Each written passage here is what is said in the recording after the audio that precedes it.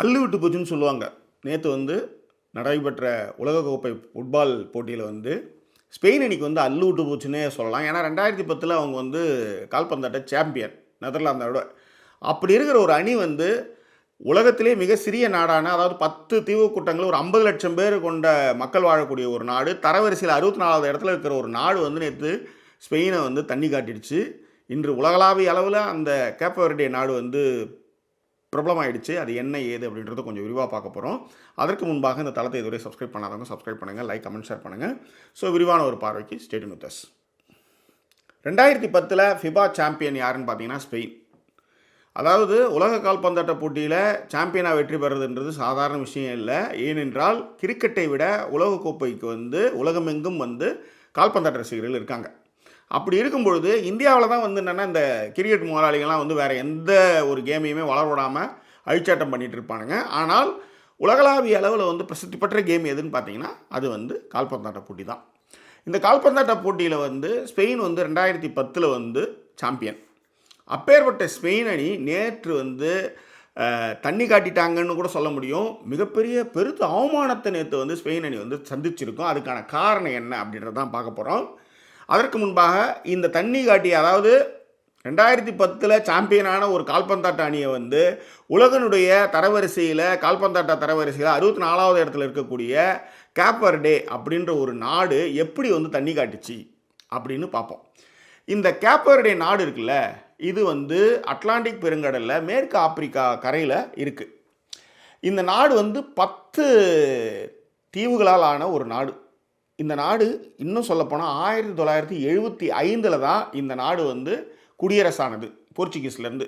Portuguese தான் இந்த தீவு கூட்டத்தை கண்டுபிடிக்கிறாங்க. அது மட்டும் கிடையாது, இங்கே இருக்கக்கூடிய ஆப்பிரிக்காவில் இருக்கக்கூடிய கருப்பின நபர்களை, அதாவது கருப்பின ஆட்களை அடிமை வியாபாரம் செய்கிறதுக்கும் எக்ஸ்சேஞ்சு பார்ட்டாக மாற்றிக்கிறதுக்கும் இந்த கேப் வெர்டே நாட்டை போர்ச்சுகீசியர்கள் ஒரு என்ன சொல்ல எக்ஸ்சேஞ்சு பார்ட்டாக இந்த இடத்த வச்சுருந்தாங்க.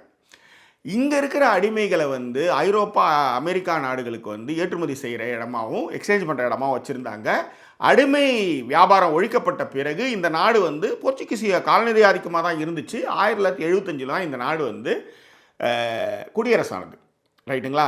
75லேருந்து பார்த்தீங்கன்னா ஒரு 25, அப்புறம் ஒரு 25னா பார்த்தீங்கன்னா எவ்வளோ, ஒரு 50 வருஷம், அவ்வளோதான். ஸோ 50 வருடம் தான் குடியரசாகி இருக்குது. அப்பேற்பட்ட ஒரு நாடு இன்றைக்கி ஸ்பெயின் மாதிரியான ஒரு சாம்பியனை கதிகலங்க வச்சுருக்கு. அது மட்டும் கிடையாது, 27 முறை கோல் அடிக்கிறதுக்கான ட்ரை பண்ணியிருக்காங்க. அதை 7 கோலை ஓசின்ஹா அப்படின்ற ஒரு 40 வயது கோல் கீப்பர் தடுத்து நிறுத்தி, அதாவது கோல் அடிக்க முடியல. ஸ்பெயின் சாம்பியன், இவங்க 64வது தரவரிசையில் இருக்கக்கூடிய ஒரு சாதாரண வீரர்கள். அதாவது தடுப்பாட்டம் ஆடினாங்களோ கொசரம் அவங்களால கோல் அடிக்க முடியாட்டாலும் என்ன, தடுப்பாட்டம் ஆடி இந்த கேமையை டிராவில் எடுத்துன்னு போய் வச்சுருக்காங்கன்னா யோசிச்சு பாருங்கள். அதற்கு மிக முக்கிய காரணம் 40 வயதான ஒசின்ஹா அப்படின்ற ஒரு ஆள். அவர் என்னென்னா போர்ச்சுகீசிய அணியில் 2வது தரவரிசையில் ஏதோ விளையாடக்கூடிய ஒரு விளையாட்டு வீரர். அவர் அதில் என்னென்னா இங்கே எங்கே விளையாடுறாருன்றதை விட அவருக்கு என்னென்னா மிகப்பெரிய ஏழ்மை நிலையில் இருக்கிற ஒரு நாடு அது. ஒரு தீவு கூட்டங்களில் இருக்கக்கூடிய ஒரு நாடு அது. பெருசாக யோசிச்சு பாருங்கள். அவர் என்ன சொல்கிறாருன்னா, நேற்றுலேருந்து பார்த்தீங்கன்னா அவர் தான் பேசு பொருளாக இருக்கார். ஒசின்ஹா தான் உலகளவில் பேசு பொருளாக இருக்கார். அது மட்டும் கிடையாது, அவருடைய ஐடி வெறும் 50,000 பேர் தான் சமூக வலைதளங்களில் அவர் ஃபாலோ பண்ணிட்டு இருந்தாங்க இதுவரையிலையும். ஆனால் நேற்று ஒரே நாள் 50 லட்சம் பேர் 50,000 எங்கே இருக்குது, 50 லட்சம் எங்கே இருக்குது, அந்த அளவுக்கு மக்கள் அவர் பின்தொடர ஆரம்பிக்கிறாங்க. இதன் மூலமாக அவருடைய கஷ்ட நஷ்டங்கள் எல்லாம் இன்றைக்கி வெளியே வந்திருக்கு. முக்கியமாக $15,000 சம்திங் அந்த பணமும் இல்லாமல் எங்கள் அம்மாவுக்கு வீசா எடுக்க முடியாமல் எங்கள் அம்மாவை இந்த ஊருக்கு கூட்டிகிட்டு வர முடியல. அதாவது அமெரிக்காவில் அட்லாண்டாவில் தான் இந்த கேம் நடந்திருக்கு ஆக்சுவலாக. ஓகே, அந்த கேமை எங்கள் அம்மா வீசா கொடுத்து எட்டுன்னு வர முடியலன்றது எனக்கு பெரிய வருத்தம். எங்கள் அம்மா இந்த போட்டியை பார்த்துருக்கணும், ஆனால் அவங்க டிவியில் பார்த்துருப்பாங்கன்னு நான் நம்புகிறேன் அப்படின்னு அவருடைய வறுமையை சொல்கிறாரு. அது மட்டும் கிடையாது, இந்த 7 கோலையும் அவர் தடுத்த விதத்தை இன்றைக்கி சும்மா ஷார்ட்ஸாக உலகமெங்கும் வைரலாகிட்டு இருக்கு. அந்த வீடியோ வைரலாகிட்டு இருக்கு. ஸோ அப்படி இருக்கும் பொழுது நம்ம யோசிச்சு பாருங்கள், 1947 நம்ம சுதந்திரம் வாங்குகிறோம். இன்னைக்கு வரலையும் கிரிக்கெட்டை தவிர மற்ற எந்த கேமுக்குமே வந்து பெரிய முக்கியத்துவம் கொடுக்காம வெறும் கிரிக்கெட் அப்படின்ற ஒரு விஷயத்தை மையமாக வச்சு மட்டுமே நம்ம நாடு வந்து சுற்றிட்டு இருக்கு. உதாரணத்துக்கு இப்போ கூட ஒரு ரீசெண்டாக ஒரு இது ஒன்று பார்த்தேன். அது பேர் என்ன, ஒரு ரீல்ஸ் ஒன்று பார்த்தேன். ஆஃபீஸில் வந்து நடுவில் போய் அந்த பேட்டை வச்சுட்டாங்க. ஒரு கேண்டி ஷாட் மாதிரி. அந்த ஆஃபீஸில் வந்து இந்த லஞ்சுக்கு போகிறவங்க வர்றவங்க எல்லாருமே அந்த பேட்டை எடுத்து, அது சும்மா தான் இருக்குது, ஆனாலும் அந்த பேட்டை எடுத்து அவங்க ஒரு ஒரு அலாசி போட்டு அப்படி பண்ணிட்டு போய் அந்த மாதிரி விஷயத்த பண்ணுறாங்க. அப்போ இந்த கிரிக்கெட் வந்து இந்தியர்களில் எவ்வளோ பேருக்கு வந்து அது வந்து ஒரு விதமான ஒரு கிறக்கத்தையும் சைல்ட்ஹுட்லேருந்து அது வந்து பதியப்பட்டுக்கிட்டே வந்த ஒரு விஷயன்றது. அந்த பேட்டு சும்மா இருந்தாலும் அந்த பேட்டை எடுத்து ஸ்டோக் வைக்கிறது, சுற்றுறது, என்னென்னோ எல்லாம் அவங்க பண்ணுறாங்க. அப்போ அந்த கிரிக்கெட்டினுடைய மகத்துவம் சிறு வயதுலேருந்தே வந்து நம்மளுக்கு வந்து கொடுக்கப்பட்டதுனால என்னாச்சுன்னா, நம்ம கிரிக்கெட்டை தவிர்த்து நம்மளுக்கு வேறு எந்த கேம் மேலேயும் நமக்கு வந்து இன்ட்ரெஸ்டே போகாத அளவுக்கு இவங்க பார்த்துக்கிட்டாங்க. அதுதான் உண்மை. ஆனால் கால்பந்து கட்டத்துக்கு வந்து அப்படி கிடையாது. உலகமெங்கும் அதற்கு மிகப்பெரிய ரசிகர்கள் கூட்டம் இருக்குது. நீங்கள் வெளிநாடுகளில், ஐரோப்பா நாடுகளில் நீங்கள் எங்கே பார்த்தாலும் ஒரு சாதாரண ஒரு பாலை வச்சுட்டு இப்படி இப்படி சுற்றிட்டுலாம் இருப்பாங்க. நம்ம ஊர்லேயும் பார்த்தீங்கன்னா வட சென்னையில் கால்பந்தாட்ட போட்டிகள் வந்து ரொம்ப பிரபலம். அங்கே நிறைய பேர் வந்து கால்பந்தாட்டம் வந்து நிறைய பேர் விளையாடுவாங்க. இப்போ உதாரணத்துக்கு மெட்ராஸ் படத்தில் கூட நீங்கள் பார்த்தீங்கன்னா அதுக்கான ரெஃபரன்ஸ்லாம் இருக்கும் ஆக்சுவலாக, ரைட்? அப்படி இருக்கும் பொழுது ஒரு 1975 சுதந்திரம் அடைந்த ஒரு குடியரசான ஒரு நாடு, பெரிய அளவில் உலக அளவில் தெரியப்படாத ஒரு நாடு, வெறும் 50 லட்சம் மக்கள் தொகை கொண்ட ஒரு நாடு. கேப்பவெர்டே நாட்டுடைய மொத்த மக்கள் தொகையே 50 லட்சம் தான். நம்ம 7 கோடி பேர் இருக்கோம். எங்கள் தமிழ்நாட்டிலே 7 கோடி பேர் இருக்கோம். வெறும் 55 லட்சம்னா யோசிச்சு பாருங்கள். அந்த மக்கள் தொகை கொண்ட, அதாவது 3வது சிறிய ஆப்பிரிக்க நாடு, ஆப்பிரிக்க நாடுகளே 3வது சிறிய ஆப்பிரிக்க நாடு, அது வந்து ஸ்பெயினான ஒரு சாம்பியன் அணியை வந்து தண்ணி காட்ட வச்சது வந்து பெரிய அளவில் வந்து அது வந்து நேற்று வந்து பேசப்பட்டது. இதுக்கு எல்லாத்துக்கும் காரணம் வந்து ஓசின்ஹா தான். 40 வயதான கோல் கீப்பர் வந்து ஓசின்ஹா தான். ஒரு கோலை விட்டுருந்தா கூட வந்து ஸ்பெயின் ஜெயிச்சிருக்கும்.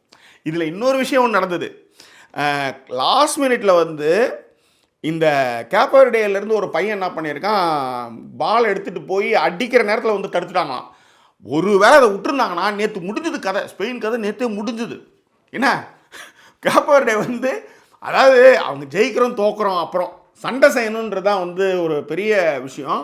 அந்த விஷயத்தில் இன்றைக்கி வந்து உலகம் எங்கும் திரும்ப வர அளவுக்கு வந்து ஒரு நாடு வந்து செயல்பட்டுருக்கு. அதுக்கு ஒரு மிக முக்கியமாக 40 வயதான ஒரு கோல் கீப்பர் வந்து ஒரு என்ன சொல்கிறது, தன்னுடைய நாட்டினுடைய பெருமையை இன்றைக்கி உலகெங்கும் பறைசாற்றுவதற்கான ஒரு விஷயமா, எங்கேயாவது ஒரு இடத்துல மனசை வந்து விட்டுட்டு நம்மளாம் எங்கே ஜெயிக்க போகிறோம் அப்படின்னு நினச்சிருந்தா கூட முடிஞ்சது கதை. அப்படி இருக்கும் பொழுது கோலே போடாமல் தடுப்பாட்டத்தின் மூலமாகவே ஆடி அதாவது 27 ட்ரையில் 7 கோல் நேரடி கோலை வந்து தடுத்ததோடு மட்டுமல்லாமல் ஆட்டத்தை டிராவாக்குறதுன்றது ஒரு பெரிய விஷயம் இல்லை. அது யோசிச்சு பாருங்கள். அப்போ 140 கோடி மக்கள் தொகைக்கு மேலே இருக்கக்கூடிய ஒரு நாடு, 150 கோடி மக்கள் இருக்கக்கூடிய ஒரு நாட்டில் இன்னமும் கிரிக்கெட்டை மட்டுமே சுற்றிட்டு இருக்கிறோம். அதில் ஏகப்பட்ட ஜாதி அரசியல், உள்ளரசியல் இதெல்லாம் வச்சுக்கிட்டு என்ன நாம் வந்து பெரிய ஆள் அப்படின்னு சொல்லி என்ன சொல்கிறது, வாட்ஸ்அப்பில் வந்து வாந்தி எடுத்து வைக்கிறது தான் நம்மளுடைய முக்கிய வேலையாகவே இருக்குது. இந்த ட்ரை வந்து நம்ம செய்ய முடியாமல் இல்லை. ஆனால் இது வந்து என்ன சொல்கிறது, ஏகப்பட்ட மாநிலங்கள், ஏகப்பட்ட மொழிகள், இது எல்லாம் ஒன்றா சேரும்போது என்ன ஆகுதுன்னா அங்கே வந்து ஏகப்பட்ட உள்ளரசியல் வருது. அதில் வந்து நிறைய இடங்களில் வந்து என்ன சொல்கிறது, முக்கியமான திறமையான வீரர்கள் வந்து திறமையான ஆட்டங்கள், திறமையான விஷயங்கள் மதிக்கப்படாமலே போயிடுது. சக்கிதே இந்தியான்னு ஒரு படம் வரலன்னு வச்சுக்கோ, நம்மளுக்கு வந்து பொம்பளைங்க ஹாக்கி அந்த மாதிரி விஷயமே நம்மளுக்கு பெருசாக தெரியாது. இன்னும் வந்து ஆண்கள் வந்து விளையாடக்கூடிய கிரிக்கெட்டை நம்ம ரசிக்கிறோமோசரம் பெண்கள் விளையாடக்கூடிய விளையாட்டை நம்ம வந்து பெரிய விஷயமாக ஆக்கலை. இப்போ அந்த கிரிக்கெட்டில் பெண்களுடைய கிரிக்கெட்டும் இன்றைக்கி வந்து முன்னணியில் வரணுன்றதுக்காக அதுவும் விளம்பரதாரர்கள்லாம் அதன் மூலமாக சம்பாதிக்கலான்றதுனால இப்போ இந்த வருஷமாக கொஞ்சம் ஃபேமஸ் பண்ணி அதை வந்து கொஞ்சம் மெயின் ஸ்ட்ரீம் மீடியாவில் வர வைக்கிற மாதிரியான வேலைகளை செஞ்சிட்ருக்காங்க. ஆனால் இந்த என்ன சொல்கிறது, இந்த கேப்பவெர்டே வந்து உண்மையிலே வந்து காலரை தூக்கி விட்டுக்கலாம் அப்படின்னு தான் நான் சொல்லுவேன்.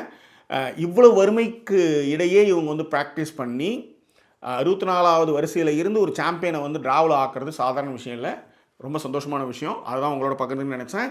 இது குறித்தான உங்கள் கருத்துக்களை பெருணுங்களை தெரியப்படுத்துங்க. இன்னும் வேறு ஒரு எபிசோட உங்களை நான் சந்திக்கிறேன். அது ஒரு நன்றி கூறிய வருது உங்கள் ஜாக்கி சேகர். நன்றி, வணக்கம்.